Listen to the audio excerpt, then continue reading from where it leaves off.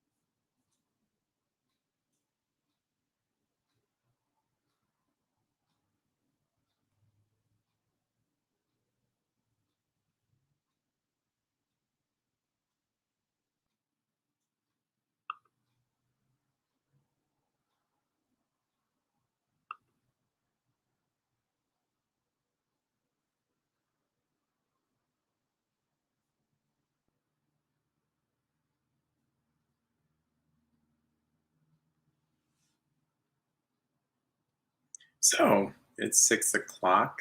I'm going to go ahead and start. They say a good meeting starts on time and ends on time. Um, so we're going to do some talk about the fourth step tonight. The fourth step, I will say, is one of those things that is a big deal in 12 steps. And people tend to do, let's talk a little bit about what not to do. What not to do is to drag it out. I wouldn't recommend doing it alone, do it with someone. I would recommend keeping it simple, not complicated. Took me a while to learn this, but too much emphasis is actually on the resentment. It's not actually an inventory of resentments, it's an inventory of your defects of character. So you only really go to the resentments or the fears or the sexual conduct or the ways we've been selfish to gather up the the defects of character and go from there. So let's jump in. If we go to our books on page where we ended was bottom of page 63. It says next we launched out into a course of vigorous action. The first step of which is personal house cleaning, which many of us had never attempted, though our decision, meaning step 3, was a vital and crucial step. It could have little permanent effect unless and once followed by a strenuous effort to face and to be rid of the things in ourselves which had been blocking us. Our liquor, or in this case, lust, was but a symptom. So we had to get down to causes and conditions. So, step three is our turning our whole life and will over to the care of God to acquire this power, this grace. But what can happen is it stays blocked if we are holding on to resentments, fears, selfishness, and dishonesty. If we're holding on to things. So that's why there's a personal house cleaning that's needed. The liquor or the lust is just a symptom. So many people focus on trigger management or the lust.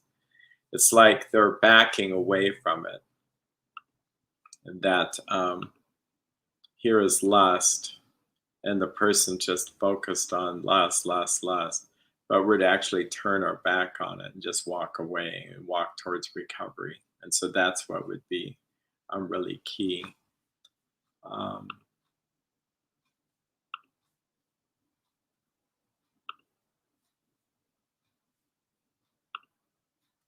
So therefore, we started upon a personal inventory. This was step 4. A business which takes no regular inventory usually goes broke. Taking a commercial inventory is a fact-finding and a fact-facing process. It is an effort to discover the truth about the stock in trade. One object is to disclose damaged or unsaleable goods, to get rid of them promptly and without regret. If the owner of the business is to be successful, he cannot fool himself about values. So Bill Wilson, who writes this, is using the metaphor of an inventory. And you want to look at the good things and the bad things. We tend to focus on the bad things to get rid of them. I have here confession. That's basically what this was mimicking.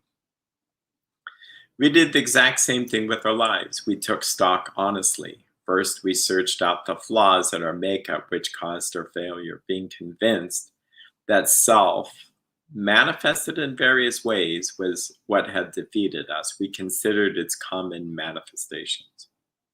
So yeah, that's a big deal here, talking about that. So self is what we're dealing with. That we're also trying to get rid of self by emptying ourselves and letting God come into us and by his divine energy. And that's so different than psychotherapy, which psychotherapy is wonderful. I'm a psychotherapist, but what it doesn't do and it can't do is get people sober, in my experience. A self-emptying process and working through the steps and finding God is, I'm reading a comment here. So I'm wondering if I put something up on the screen, it seems like there's a, maybe a sound issue. Well, I'll continue on. So the self, which is manifested in various ways, is our issue. And what happens there is, if it's going down the path of, in fact, let's do this. Let's share the screen again.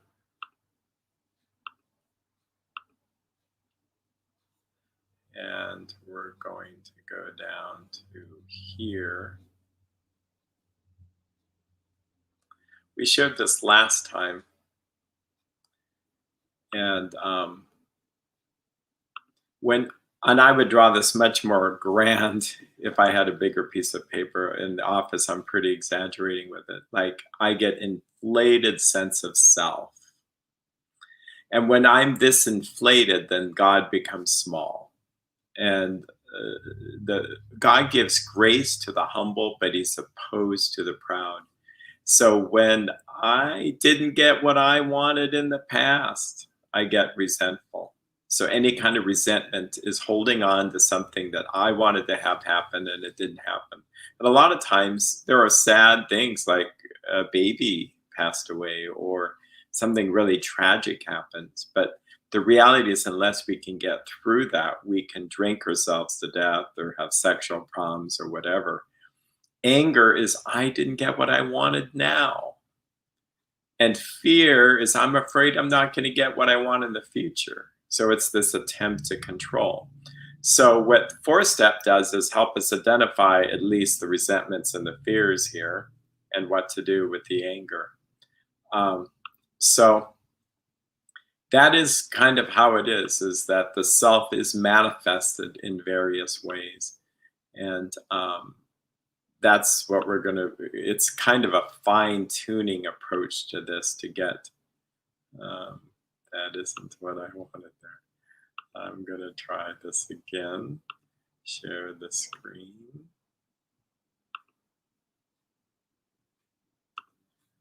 That should work. Okay. Resentment is the number one offender. And I'm a kind of person who sometimes looks at things and go, well, is that really true? Like I try to challenge it, but it seems like it is the number one offender. It seems like almost every person who has sex addiction that I know or any other addiction really struggles with resentment.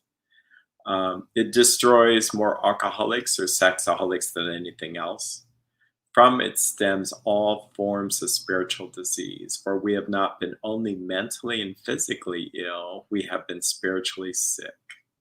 When the spiritual malady is overcome, we straighten out mentally and physically. So it just says that in dealing with resentments, we set them on paper. So this is the first time the book is telling us just to do it and just to do something when it comes to writing. So there's lots of people writing all this extra stuff. My experience is that that's what dragged this all out, and this is what makes today's not so effective. Because in the early days, we talked about in our first session, they got through this 4, 5, 6, 7, and 8 in one day. So we listed the people, institution, or principles with whom we were angry. We asked ourselves why we were angry. In most cases, it was found that our self-esteem, our pocketbooks, our ambitions, our personal relations, including sex, were hurt or threatened. So we were sore and we were burned up.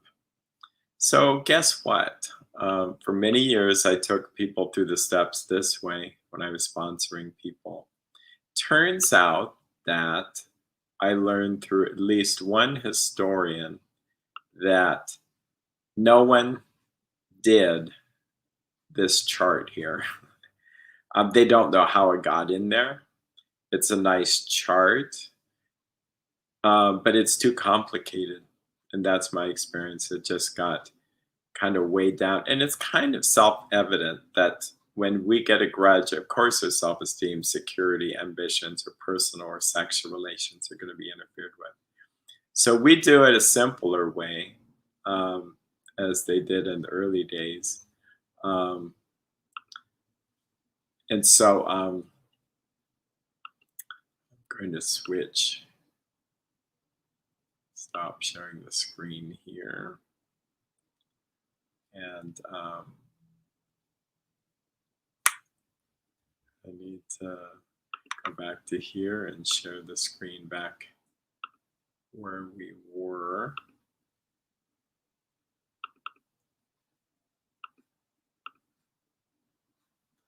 So if I were working with someone, I ask, who are you mad at? I'm mad at my mom, mad at my dad, my brother, my boss, pastor, a person named Jill, daughter, and the government. That's how you do it. You don't really get into why you're mad at mom, okay, just yet. You just go down the list. A person doesn't get bogged down in it that way. And often I do the writing, and we kind of know that other people did the writing.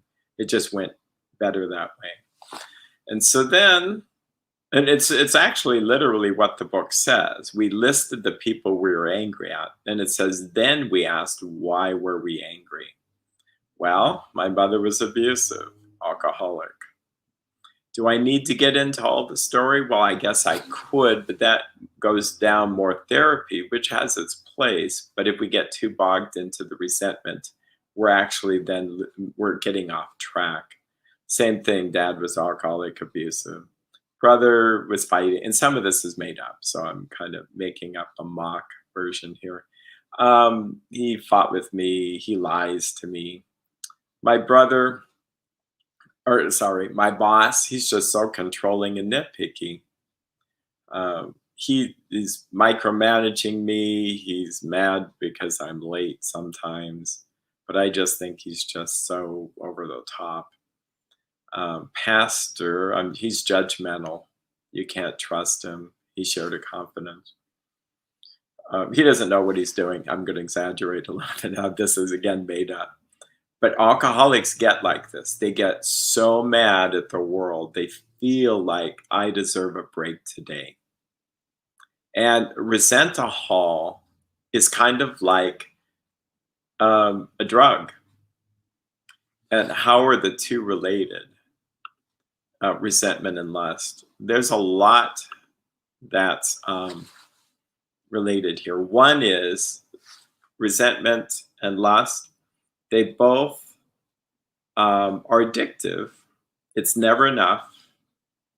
Two, they're both fantasy. One may have happened in the past, but every time I replay it over and over and over, how this person wronged me, I'm making up my own fantasy. And again, lust is kind of a fantasy world. Both put me in a position of this pseudo control rather than letting go and being humble. I'm directing, the show. It takes me out of the present. Resentment's more in the past. Lust may be more in the future. Oh, this is a big one. They objectify people. We don't need to get into the gory details of how women or people are objectified in pornography, and I mean even sex objects, but resentment objectifies people. It's like they don't become a person anymore. I'm just mad at that government or that salesperson or my brother. He ceases to be person in my life. And so then and there's a sense that I use these people to inflate my ego. Okay. So that's kind of a side issue there.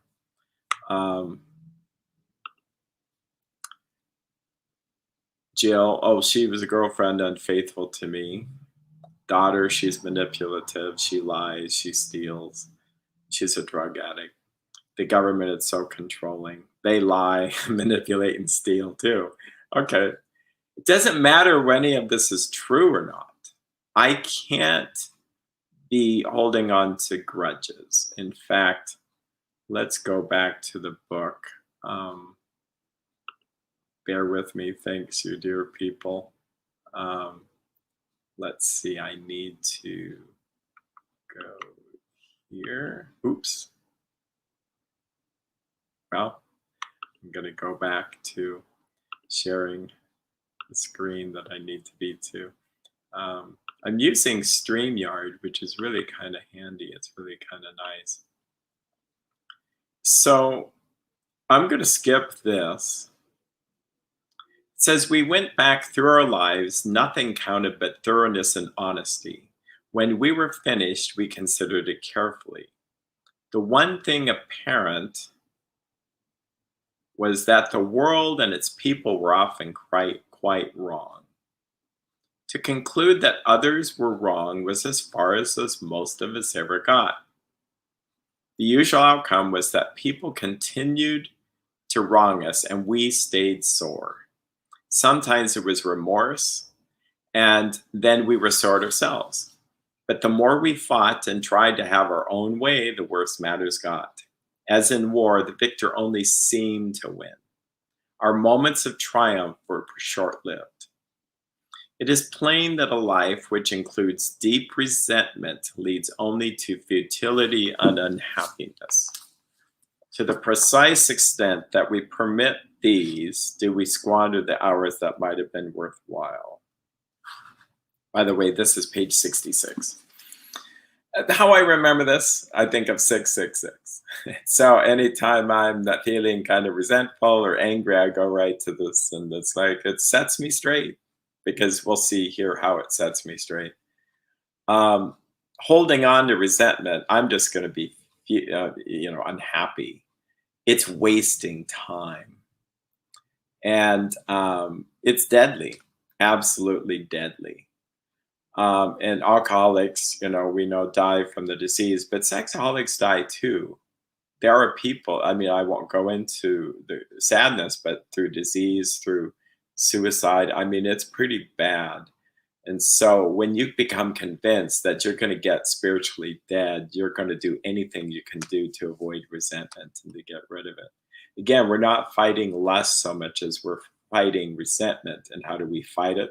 We actually surrender and let go and let God heal us from it. It says, but with the alcoholic, or in this case, sexaholic, whose maintenance and growth of a spiritual experience, this business of resentment is infinitely grave. We found that it was fatal, for when harboring such feelings, we shut ourselves off from the sunlight of the Spirit. The insanity of alcohol or lust returns, and we lust again, and with us to drink or to lust is to die. If we were to live, I love this phrase, we had to be free of anger. The grouch and the brainstorm were not for us. They may be the dubious luxury of normal men, but for the sexaholic, these things are poison. So there's so much here. Like, I love this. If we are to live, we have to be free of anger. That's really profound. You won't find life in anger. We shut ourselves off from the sunlight of the Spirit. So that's just another way we're blocking ourselves from the grace of God. In the session where we're talking about 2 and 3, we learned that lack of power, that was our dilemma. And if we don't have power, we die. And with addiction recovery, it'll be easy to stay sober. Easy peasy. In fact, I'm going to go take us here somewhere so that we'll see. Sorry for the trip through, busy going through this, but I think it's important. I share page 84. So if you have your books handy, go to page 84. Then the 4th step makes sense. We're getting there here. Okay, the bottom of the page 84, and this is after step 10. We're not there yet. Okay. And we've ceased, so bottom of page 84, and think about this in terms of lust, and think about this in terms of how many times have you tried to get sober and you're just never sober. So it says, and we've ceased fighting anything or anyone, even alcohol. For by this time, sanity will return. We'll seldom be interested in liquor or lust. If tempted, we recoil from it as from a hot flame. We react sanely and normally, and we will find that this has happened automatically. We will see that our new attitude towards liquor or lust has been given us without any thought or effort on our part. It just comes. That is the miracle of it. We're not fighting it, neither are we avoiding temptation. We feel as though we've been placed in a position of neutrality, safe and protected.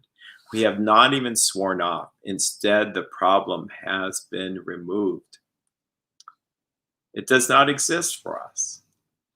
We are neither cocky nor are we afraid. That is our experience. That is how we react so long as we keep in fit spiritual condition. So that's pretty bold. That's really bold. Like, if you go to most meetings and you talked about that, people would go, what do you mean? It's a struggle every day. Every day I'm trying hard not to use.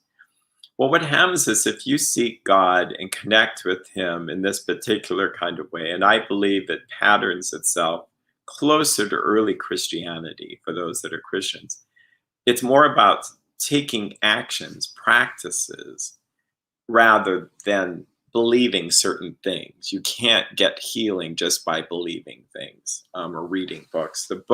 This book, as good as it is, and we're reading together, it's just a cookbook. It's a to-do item. You do the stuff that it says, you practice it daily, and then you'll get this miracle where you're free. You're not acting out anymore. It's easy to not act out. What are you struggling with? Most likely every day you're struggling to let go of resentments, anger, self-pity will come up. If you've done wrong to others, you have to make it right. You have to apologize. Um, if you do that, you'll keep God's grace in your life. If you don't, it starts to go down the path of dishonesty and it all falls apart. Um, let's see here. So this is why we do this. This is why it works, because we're clearing out this artery that we talked about. So I'm getting there. I just figured I wouldn't take you through the whole experience of scrolling here. Okay. So we're back to page 66. If we were to be free, we had to be free of anger. We turned back to our list, for it held the key to the future. We were prepared to look at it from an entirely different angle. We began to see that the world and its people really dominated us. In that state, the wrongdoing of others, fancied or real, had power to actually kill. How could we escape? We saw that these resentments must be mastered, but how? We could not wish them away any more than alcohol. This was our course. So again, when the AA book is talking about something and it says, this is what we did, or like, let us attend, let us pay attention here, it's really important. Then it took me years to figure out, hey, I'm going to put a little 1 here and then just practice it. If I read this and don't practice it, it doesn't work. So the first thing, and this works for anybody under the sun, if you're angry at anybody, it's not easy work because it involves dying to oneself, but this is how it always goes. Even the most wicked person on the face of the earth who you feel like they deserve to, this is how it starts. We realize that people who wronged us were perhaps spiritually sick. Well, that's true. 2, though we did not like their symptoms. Yeah, that's an understatement. And to see it through the model of sickness, the way they disturbed us, they, like ourselves, were sick too. 3, we asked God to help us show them the same tolerance, pity, or love, that's what that word means, and patience that we would cheerfully grant a sick friend. When a person offended, we said to ourselves, this is a sick man. How can I be helpful to him? God, save me from being angry. 6, thy will be done. Years later, I was reading this to a person I was working with, and I realized, here's another one. 7, we avoid retaliation and argument. We wouldn't treat sick people that way. If we do, we destroy our chance of being helpful.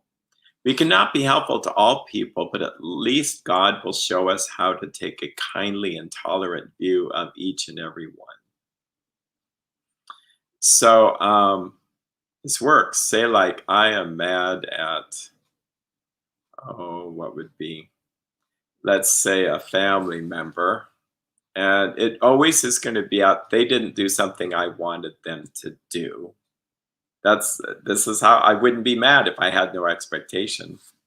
Early church writers, I think it was, if we want to use early church, I think a guy by the name of Saint Macarius of Egypt said, if you want to be not angry, it's funny, I love how I heard this, the gentleman, the priest said, just want nothing.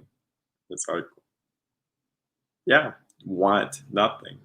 If I'm dead and I've died to myself, then I don't really want anything. I don't really have an expectation. If one of my children gets hurt, not that I would want that, not that I couldn't pray for protection, but if I expect that they're supposed to be safe and they're not in this crazy world, or God allows it or whatever, no, I would be mad. But if I trust so wholeheartedly in God, then I really want whatever He wants. And if this is His will, I'm more likely to be keeping this power open in my life. But it doesn't mean I don't have feelings. Um, so, yeah, um, I have to see the people around me as spiritually sick.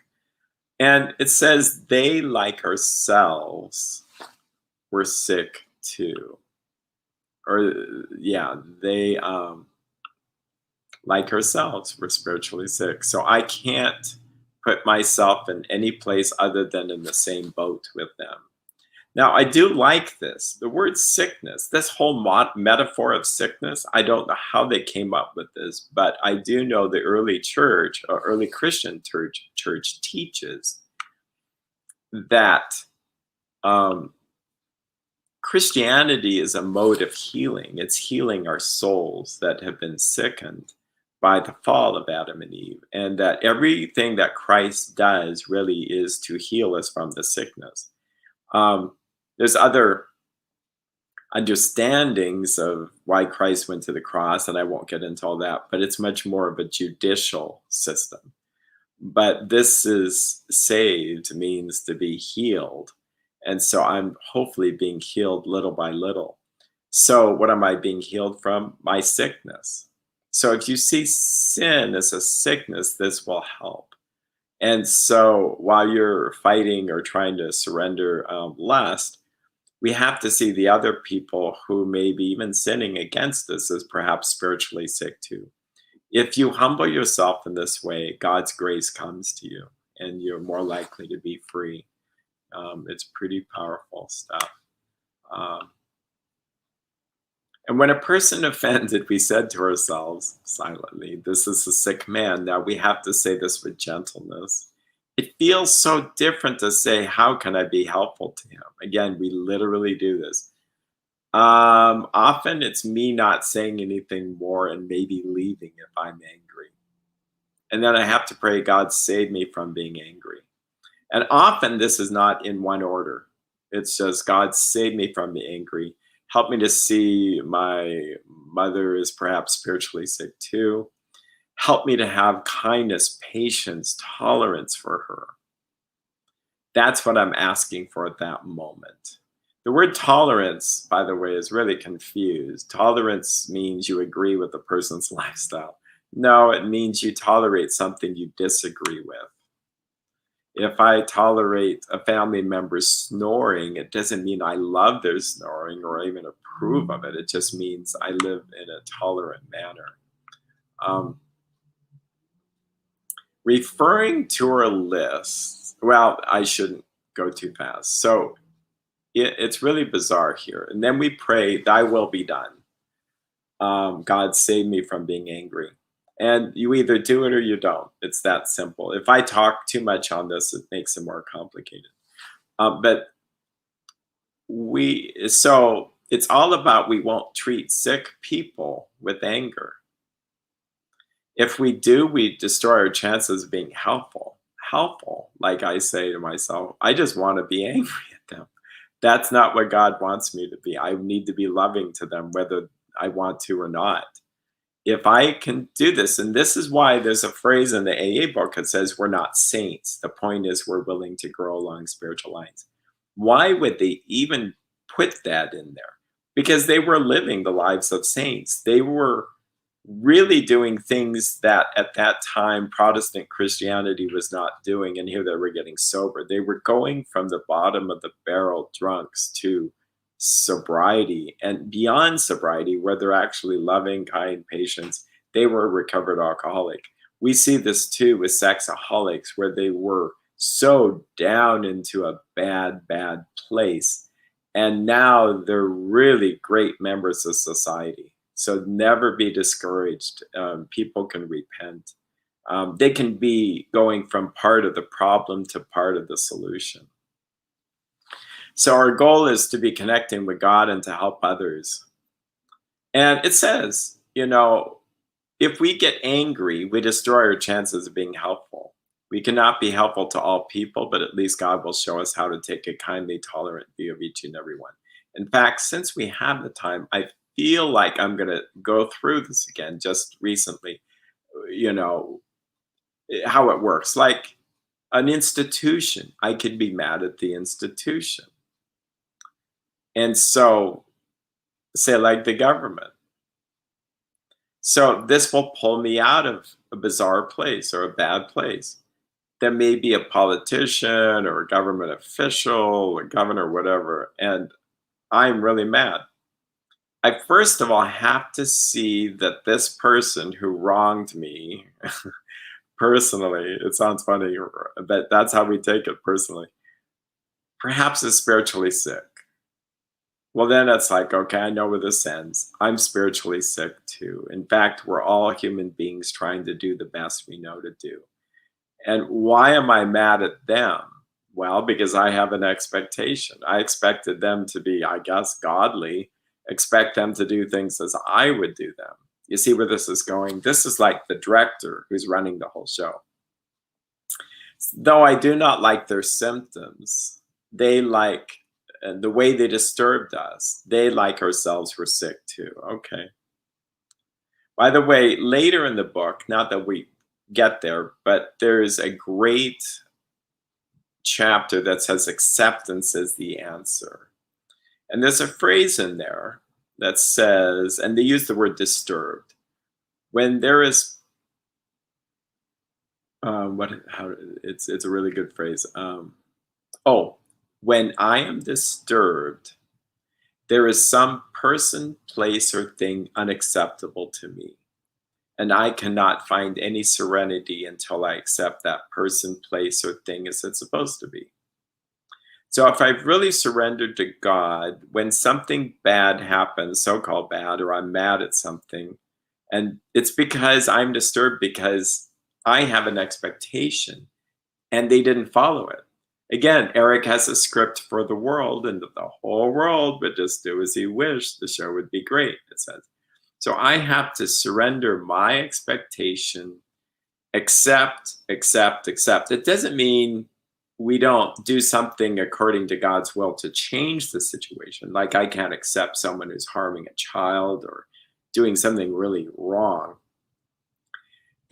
I have to accept it in the sense that it even happens, okay? And where we get so upset is we can't even accept that it happens. But the reality is, if we all are struggling with the sinful sickness, why are we so surprised when we're wronged? In fact, it's amazing. We should be so thankful when something good happens, really. So then for this government official, I have to say, God, save me from being angry. Help me to be tolerant, show love. Maybe it means pray for them, be patient with them as we cheerfully grant a sick friend. When this person offends me, and if I keep going back to YouTube over and over and over for more resentment fills, that's not helpful. And you begin to realize there are media companies that are just banking on the fact that we need this resentment fix so that we can go use. There was a radio station, I realized, in between the politics, the commercials were for drug and alcohol treatment centers. I realized a lot of the talk show hosts, not to be judgmental, but were alcoholics and drug addicts. So why wouldn't just listening to all that be kind of a resentment fest? So I have to stay away from resentment, and I'm just much happier. God, save me from being angry, thy will be done. And if I do that, it pulls me right out of a tailspin with that. So you could do this. And the more you practice it sincerely, it'll change your life. So this is really, that's just the beginning, really. So what is the actual list of what we're gathering here? My defects of character. So referring to our list again, 1, putting out of the minds the wrongs others had done, we resolutely looked for our own mistakes. Where had we been selfish, dishonest, self seeking, and frightened? Though a situation had not been entirely our fault, we tried to disregard the other person involved entirely. Where were we to blame? The inventory was ours, not the other man's. When we saw our faults, we listed them. We placed them before us in black and white. We admitted our wrongs honestly and were willing to set these matters straight. Okay, so that's pretty powerful. Let's see. I can do that. And then I'm going to share a different screen here.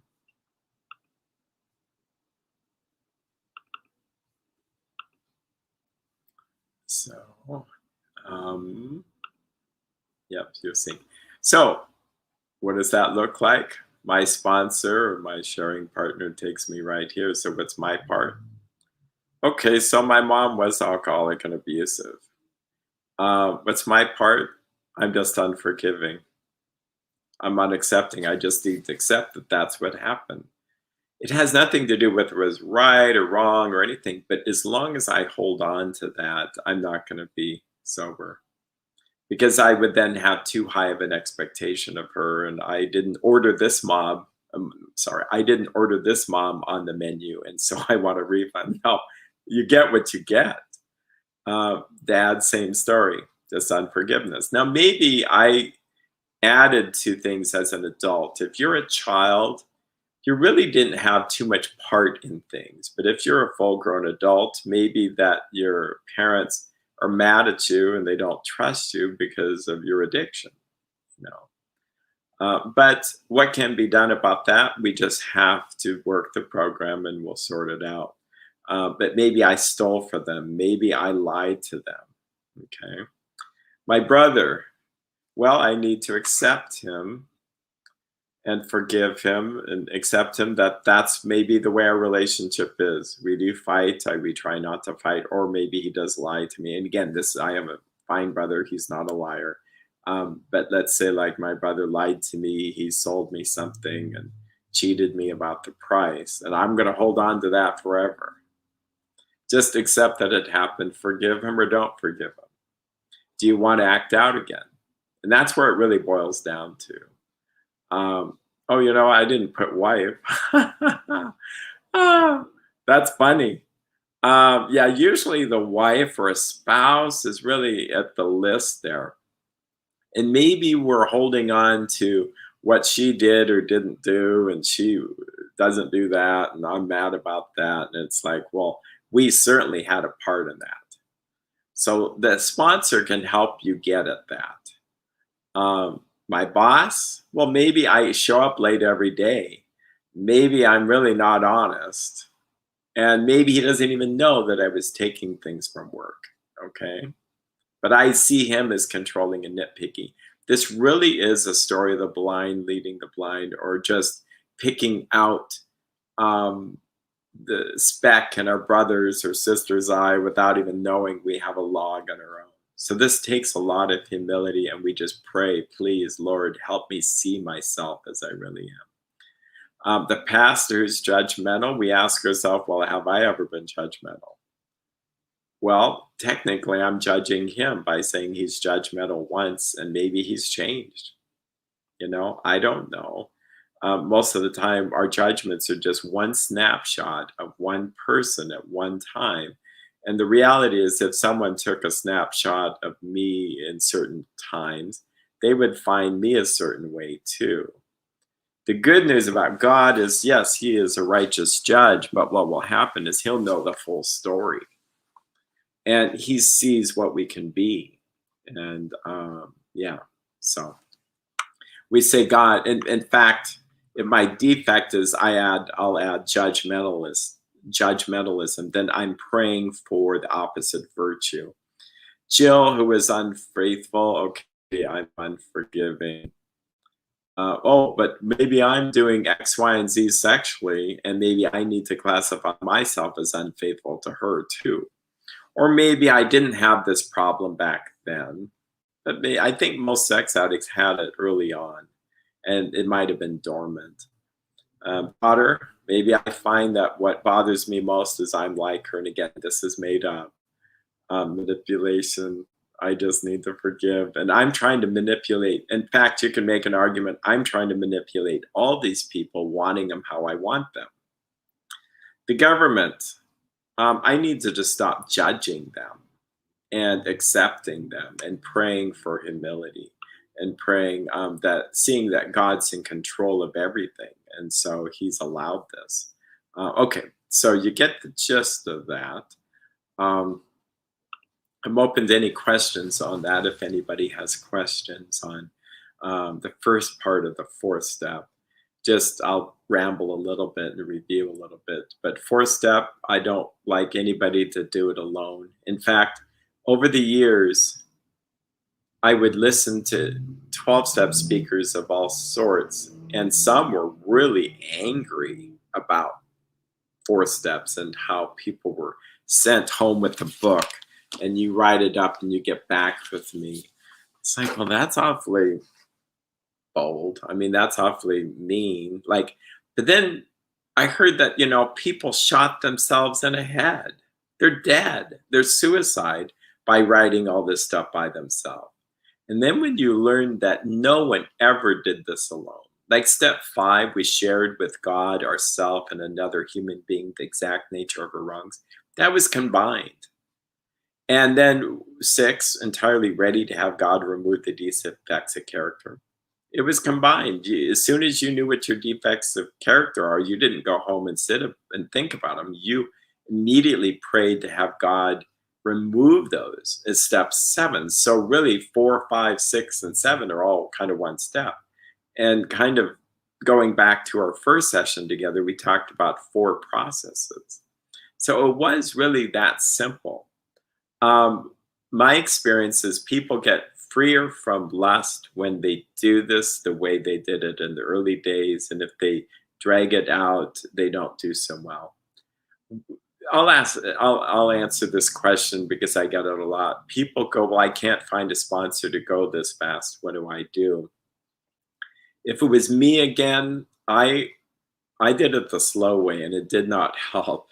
I did 9 months to do step 1. 9 months to do step 4. And the reality is my sponsor said, you're taking a long time to do step 4. I was miserable.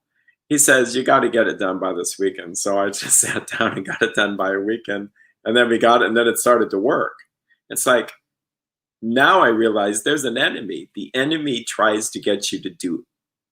If you're going to do this, he'll just try to get you to do it really, really, really, really slow. And nothing in the book says to do this slowly. In fact, it's if they all came back, they'd see that we're doing it slow and that they were doing it the normal speed. So after you've done that, you go do the list again. But now you're going to do the same thing with fears. Fears. Now, they're referring back to this kind of chart, but we'll just read through this here. Note that the word fear is bracketed alongside the difficulties with Mr. Brown, Mrs. Jones, the employer, and the wife. This short word somehow touches about every aspect of our lives. It was an evil and corroding thread. The fabric of our existence was shot through with it. It set in motion trains of circumstances which brought us misfortune we thought we didn't deserve. But did not we ourselves set the ball rolling? Sometimes we think fear ought to be classed with stealing. It seemed to cause more trouble. Okay, so we'll go back here. By the way, for those wondering, why is fear in the column back here? Well, they're just making a point that some of our resentments are fear-related. Fear that we won't be liked, or fear that we won't have enough money, or fear that we won't have sex, or whatever. Okay, so that's me. But I think, for years, probably 10 years, I used to do it just out of the book. And we had good results. But once I realized we just do it the simple way. Um, in fact, I'll say this kind of threw me. I had a gentleman who came, I worked with, and he said, well, my sponsor just had me sit down with a sheet of paper and just write out my defects of character. I being who I was at the time, which, well, that's the wrong way to do it. Like, what do you mean you just sit down and write? I mean, I wasn't anti that, but it was just odd. I wondered if it'd be thorough enough. And he says, yeah, we prayed a prayer. God revealed to me my defects of character. Well, if I did that today or even back then, I'm going to walk away with, I think I'm controlling. I'm a control freak. I want things how I want things. And it's such good ideas so that I'd have pride on the list. Am I too sensitive? Yes. I feel too much. I feel what people think of me and all that stuff, vainglory. So you can see where this is going. It's pretty simple. This is what I'm praying away in step 7, 6 and 7. Could I go through all the stories of how these things manifested? I could. So why go through the people and all that? It's because alcoholics could have such layers of denial that if you ask them, well, what are your defects of character? They say, I don't really have any. They just really don't see it. So this process takes you from the process of seeing how you were so mad at them, and now you're seeing it that you are only mad because you have a defect of character. I will say this, if I was non-controlling, totally accepted God's will, don't want anything, patient, kind, tolerant, guess what? I'm not going to be mad at my family members. Everything that could happen to me, I would be patient with. Everything that I wouldn't have high expectations of people. So you see where this is what causes me the problem, not the government or the people or the traffic or the whatever. It's me. It's me, me, me. So the quick pattern is to die and get out of the way.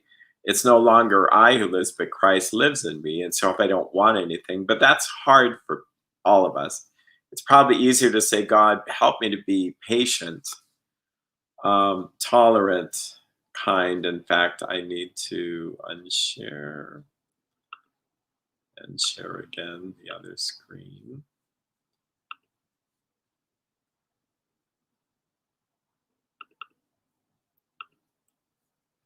So in this, I go down a list, and what is the thing that I'm praying for? Now I'm praying for forgiveness or acceptance or understanding or patience. I could have written more in there.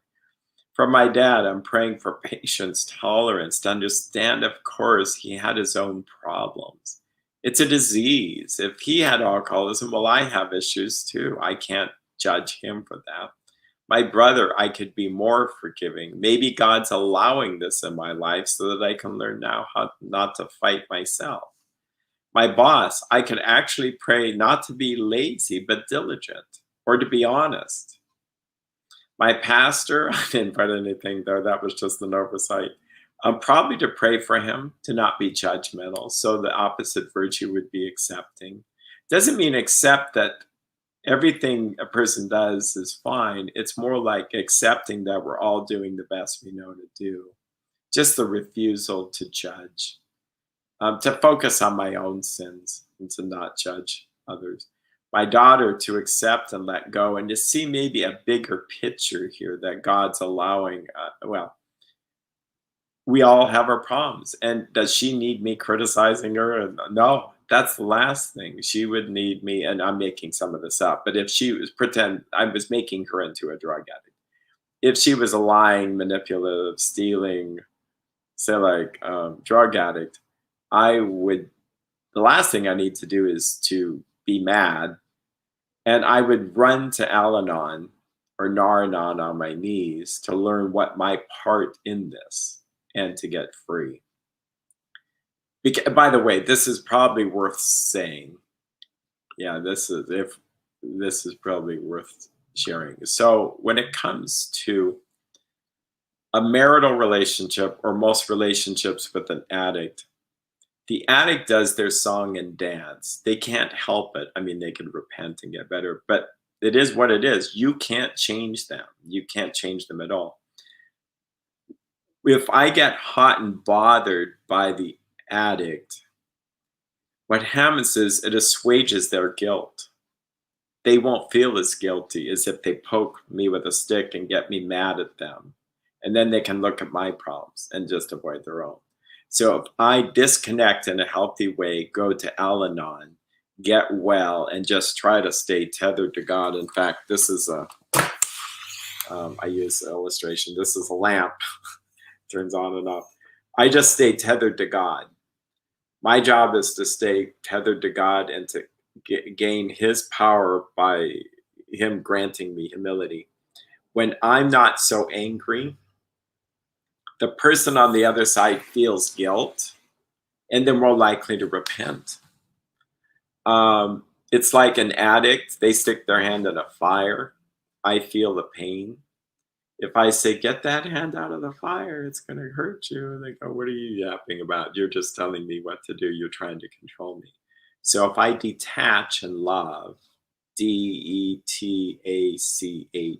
don't even think about changing him or her. Then they go, yikes, this is hot. And then they're more likely to repent. So addiction afflicts a whole family, and that's why it's really important for family members to get healthy themselves. So I'm praying for my defects of character here, and then I didn't go down the path of fears here, so we will focus on the book here.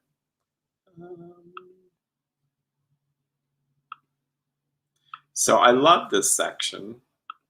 There's many good books in the world. I'm a Christian, so I tend to favor those books. But this book is really interesting because even when things are really bad, I go to it sometimes and it's like, wow, there it is. So the fear, they're really tough on fear. They say it sets in motion trains of circumstances which brought us misfortune we thought we didn't deserve. Like, what do they mean by that? You mean I'm the cause of my own problems by being fearful? Well, let's break that down a little bit. Say, like, I'm fearful of riding in the car with someone. So then I start to control how they're trying to drive. Or I'm mad at the government because they're doing stuff that I don't like, but isn't fear behind all that? It is. And let's say another fear. I'm afraid I'm going to get really sick from some chronic illness. Okay. You don't want to suffer. So all three of those sets a train in motion of me starting to be a control freak. Either with the driving family member, I start to tell them how to drive, which then erupts in anger and resentment. If it's, what was the other one? Well, the health condition, I start to over focus on health and try to control health in my life. And maybe it was the government. I'll use them as a great example because they're so easy to use. So then I'm reacting in my resentment because of fear. Here's the thing. If I've truly surrendered myself to God, I'm going to trust in him for everything. Whether it's we get into a car accident because we're supposed to, or the government does something that we don't like, and it's supposed to be all part of that, or whether if I get sick, I get sick. See, so it really, and it makes us more sicker to be this frightened. So it says, did we not ourselves set the ball rolling? Sometimes we think fear ought to be classed with stealing. It seems to cause more trouble. We reviewed our fears thoroughly. So there's that word thorough. So we put them on paper. Aha. There's the second time we're supposed to put something on paper. I didn't tonight. It's been a very busy day. It says, even though we had no resentment in connection with them.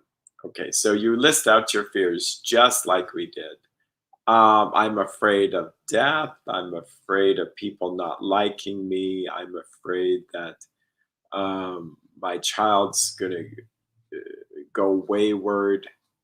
I'm afraid to share my feelings, etc. I wish I put these on paper now that I think about it, because I have to keep it in my head. So, but this is how simple fear goes. We asked ourselves why we had them. So you'd write just a smidge. Well, I'm afraid if I get cancer, how will I survive financially? How will people come visit me? What happens? Will it be self-pitying? I don't want to be self-pitying. What if I'm not strong enough to be like the people we see on TV who do so well? They're like saints. Okay. If I'm afraid my child goes wayward, oh, I just don't know if I could handle that. I'm really afraid for them. Notice the word for. I might then start to control them and try to nudge them and direct them. By the way, if I'm doing this, I'm pushing back the Holy Spirit. It's a form of pride and arrogance that's saying, I got this, God. So I'll handle this. Okay. Oh, say like I'm a drug addict. Well, let's stick with lust. This is all one disease, but lust. I'm afraid if my spouse finds out things that I've done, I'll be toast, and that's the end of our marriage. Well, then we're not surrendered to God at this point, because and this fear then leads to dishonesty. And here's the clincher. Wasn't it because self-reliance failed us? Self-reliance was good as far as it went, but it didn't go far enough. Oh, by the way, share my feelings. Yeah, I'm afraid I'll lose control. I'm afraid that I'll cry or I'll get really beside myself, and what will people think? Okay, so vainglory. So you're writing this out, but it shouldn't be too long-winded. Again, self-reliance. It's I want to be in control. Self-reliance as far as it could as it went, but it didn't go far enough. Some of us once had great self-confidence, but it didn't really fully solve the fear problem or any other. When it made us cocky, it was worse. Perhaps there is a better way. We think so. For we are now on a different basis, the basis of trusting and relying upon God.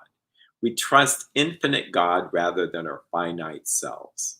We're in the world to play the role He assigns, just to the extent that we do as He would have us, and humbly rely on Him does He enable us to match calamity with serenity. By the way, I just wondered if I figured out the auditory problem. If I scrolled at the same time while talking, it might be kind of a data thing. So I'm going to be mindful of that. Yeah, we trust infinite God rather than our finite selves. I love that phrase. It's so comforting. Why would I trust my finite self for anything? So I can go from a place of shaking in my boots. I go to the prayer corner, and all I have to do is pin this up, and that's right. Don't trust finite self.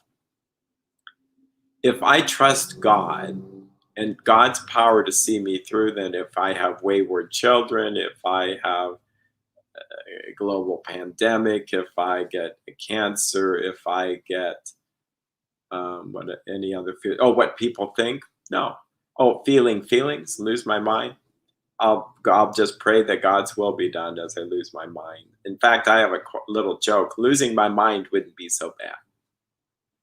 That I'm not sure that my mind has really served me over all these years as much as just trying to connect with God in my heart. But that's a different story. I'm not saying we should lose our minds, but we should certainly try to acquire the mind of Christ and all this. So it says, just to the extent that we do as we think he would have us and humbly rely on him, does he enable us to match calamity with serenity. So we really have to, that's the work, is to surrender to him and humbly rely on him. We never apologize. We never apologize to anyone for depending on our Creator. We can laugh at those who think spirituality the way of weakness. Paradoxically, it is the way of strength. The verdict of the ages is that faith means courage. All men of faith, or men and women, have courage. Faith have courage. They trust their God. They never apologize for God. Instead, we let him demonstrate through us what he can do.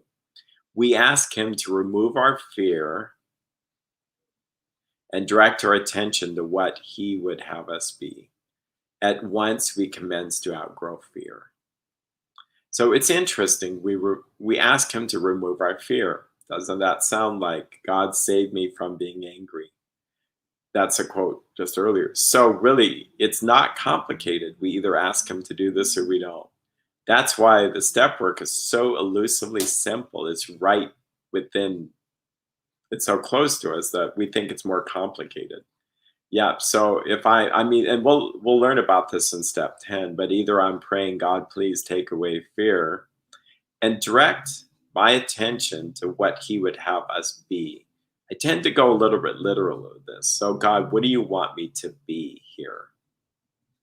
And it usually is about a person who's following Christ, dying to self, kind, loving, patience, etc. And once a child of God, someone who God loves, perfect love casts out fear. We commence to outgrow fear. And it seems that it is a growing up process.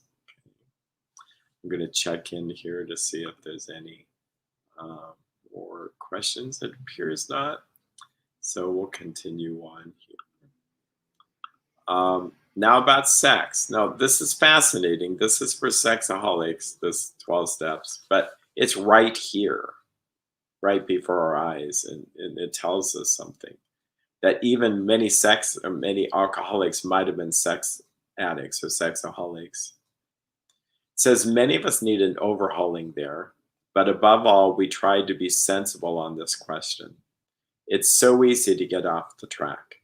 Here we find human opinions running to extremes, absurd extremes perhaps.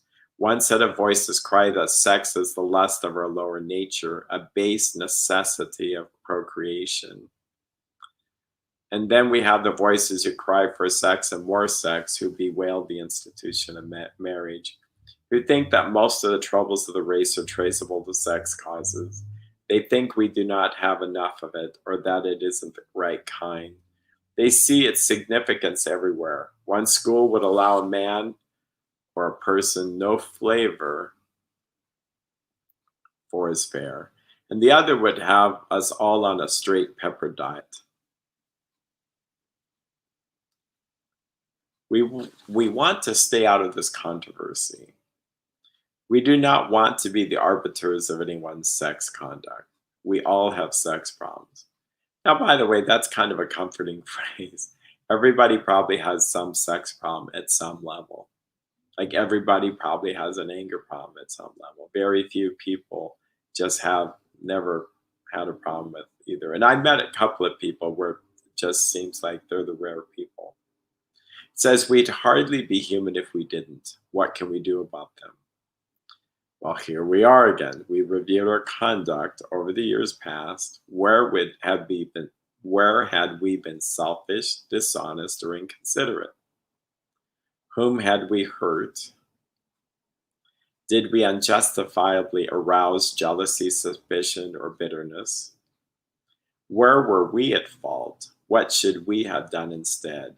We got them all down on paper and looked at it. Again, so when you do this, you don't write out graphic stuff, but you can use phrases. I think it's okay to say this: P for pornography and M for other activities. Just do something so that when you're going through with your sponsor's going through you, we kind of get it out. Well, in fact, you don't really have to write it down, but if there's multiple people you've harmed in a sexual way, you want to probably get that done quickly so that you know how to make amends. But do you want this floating around the universe? Absolutely not.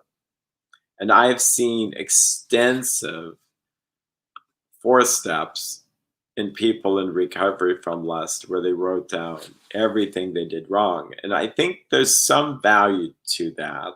The value is that when I saw this person had like 50 sex partners, and I guess I don't know if he remembered, but he wrote out he did this to this person, he lied this, he cheated on this. There's some value to that where you actually see the enormity of your life, where if you just skate through it, you're not going to be thorough enough. The downside to this is you can become so overwhelmed and triggered just to remember all this. And what is the actual thing we're getting at here? We're not making a list of our sex inventory. It's an inventory of our defects of character. So could we say that all those 50 people, I was selfish? Sure. Did I lie? Sure. How am I going to make amends to them? Probably repent. Live a life that you're not doing that anymore. Taking full responsibility for your actions. Some of these people, you might go to them in real life, but many you might not. So you can see where I'm going with this. We got to keep it simple. But we got to be honest. Like people who have sex addiction often have people that they usually miss on their inventory. So I'll bring some up here, like the pornography people we looked at. People we might have lusted at just walking down the street, seeing people as objects, seeing ourselves as an object. We may, oh, and by the way, the people we have harmed, and so you can see how this just moves right into the people we have harmed in step 7 and 8, or 8 and 9. So I usually end this section with who are the people we have harmed. Well, you already have your list, so you just circle the people that you owe amends to. And we'll talk in our next session about how to make amends, whether it'll be direct amends or indirect amends or amends in kind or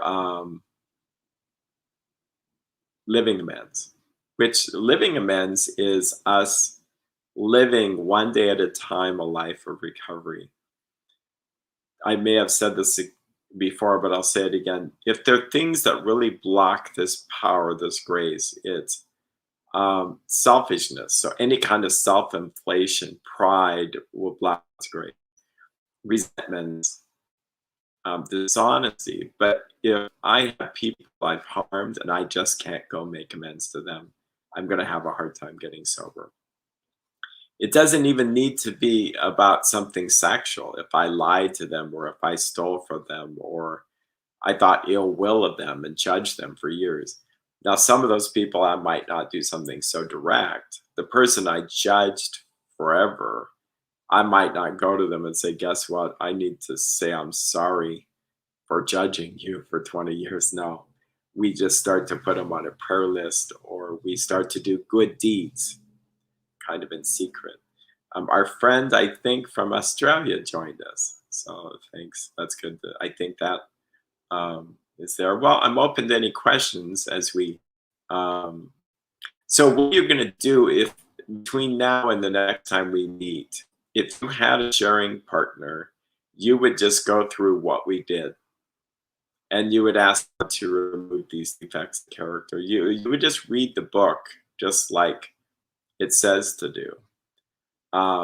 Because when you get down to it, I might have 5 things that I'm really, I'm too controlling, I'm too sensitive, maybe I'm too judgmental, maybe I'm too self-pitying.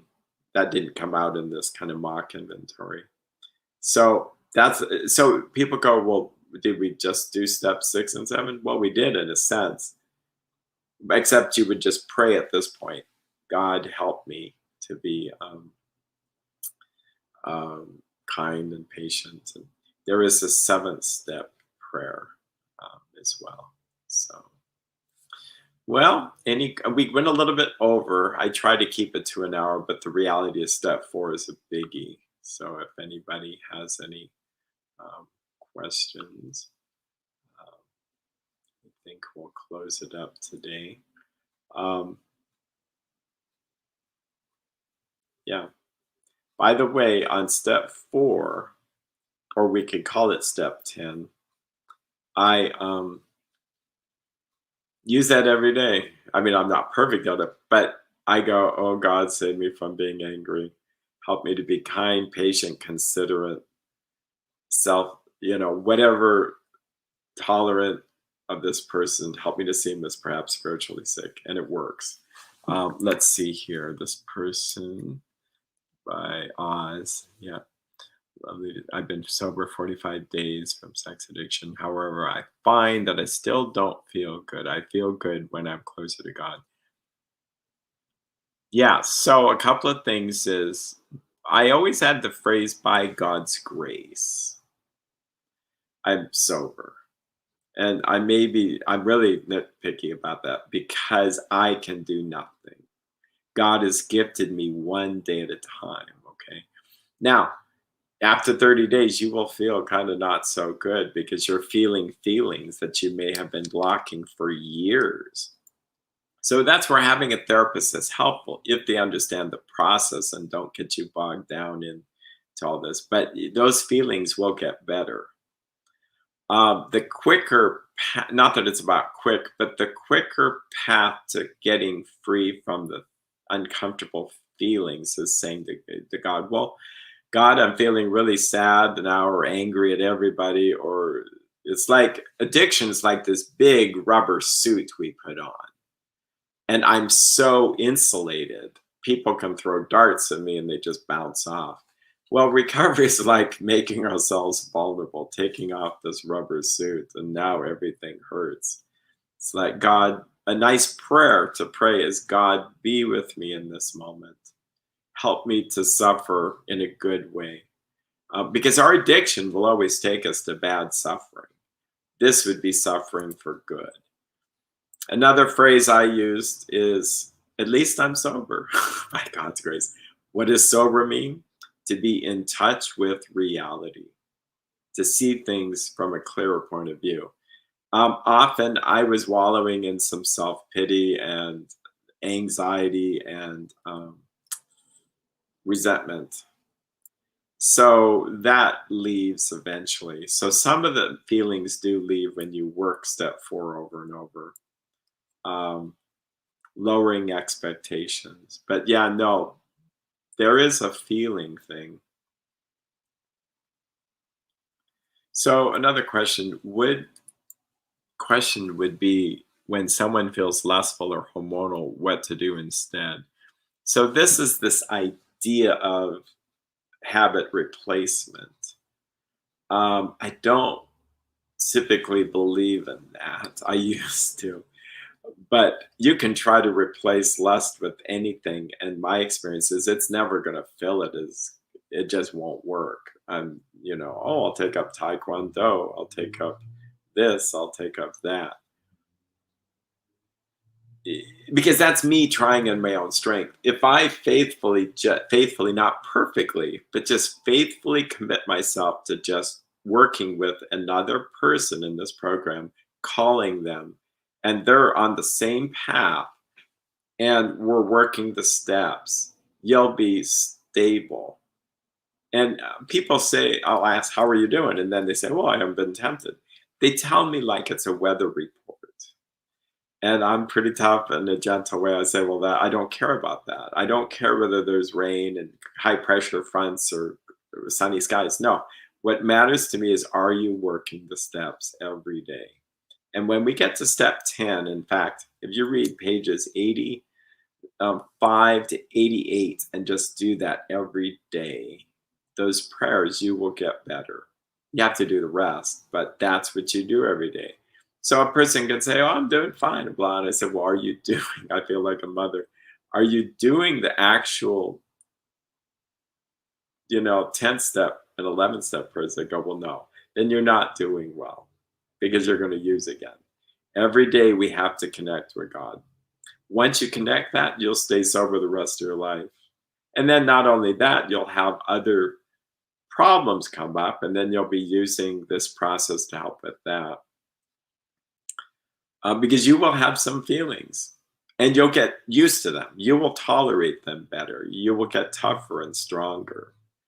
And in fact, life gets harder, it seems, if you really want to follow God. And but God will give you the grace to be able to handle it. He's not going to ever give you something you can't. I don't like the phrase handle because it implies I'm handling it. So I want to be open-handed to let go and to let God. So there's a constant surrender. Your advice and wisdom has really helped. Well, I would like to point it back to, I'm just reading from a book here. Yes, I might have added some of my advice, but the reality is I hope just to read the book.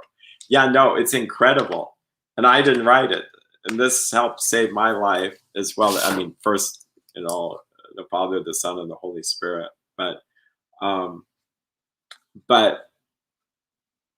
it really works. I've been through some cancer scares, some really hairy, horrible times. And I know what the book says, and so I do that, and it all goes away, miracle after miracle after miracle.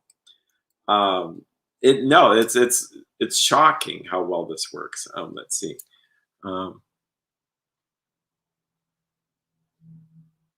Yeah, you attract what you are is an interesting idea. Not sure what we mean exactly by that. I think if we're talking about we can attract other people with a similar dysfunction, I'm careful with that. I've heard of this phrase, if you spot it, you got it. So if I'm judgmental of someone, how could they be this, blah, blah, blah. And it's like, well, maybe I actually have that's why it's bothering so much, why there's so much energy around that. I would probably go simplistic towards the Bible is if I say, God, I surrender my life to you, do with me as you want. Relieve me of the bondage of self. This is step 3 prayer. That I may better do your will. So then God will give me whatever I need. I think that attract what you are is still I mean this so politely, an earthly way of looking at things. And it's as simple as seek ye first the kingdom of God and all these things will be added to you. So it seems to be good for that. Let's do this. Yeah, I know what I was planning on. So if people want to email me, eric@ericbolin.net, for giving me an email, and I can give emails to people that wanted to connect. That's an option. The other option is you just feel bold enough to put it on there. This won't actually be saved on anywhere. So if people want to do that, I do think that a sharing partner is vital. And another good question. People consider sex addiction only if they're only using escorts or brothels. No, I would say that there are a lot of people just plagued with masturbation and pornography, just plagued by it. Very lonely. In fact, with any addiction, there's always this thought, well, I'm not an addict because I don't do this. Okay, well, now that I do this, now I'm going to move it this way. Well, I don't do this. And that's dangerous. That's I work with this with any addiction. They're not an alcoholic because they always make it to work every day. It's that defense why we're not something that's the problem. So if you're new to meetings, try to go and see what you do identify with instead of not identify with anything and go, well, see, I'm well because these people are, quote, sicker than me. I'd be very careful of that attitude. And I've had attitudes like that. It didn't serve me well. A good phrase, and this is probably a good phrase, is by the grace of God, there go I. So, anyway, you guys take care. Our next meeting will be next Thursday, 6 p.m. Pacific Daylight Time. And I think the people that we're seeing from other places, they just have to do the time zone adjustment. So, take care. Um, Yeah, and I'm just going to keep things open here so that people can exchange email if they need to, or you can connect. Oh, you know what? I spelled my own email wrong. Ah, it's my name. Skip that one. It's ERIK at erikbolin.net. So, yeah, okay. Well, yeah, good to see you, Stephen. And Oz. I think Oz, are you from Australia? I now this is kind of like a meeting after meeting asking these. But I think someone emailed me the very first time and I felt bad because I didn't really respond because but yeah, I've been great. Okay. Yep, that's how it'll connect. Okay, well you guys take care. Have a blessed time. Oh yes, good to see you. So it's good to see you, Oz. Take care. Bye bye, you guys.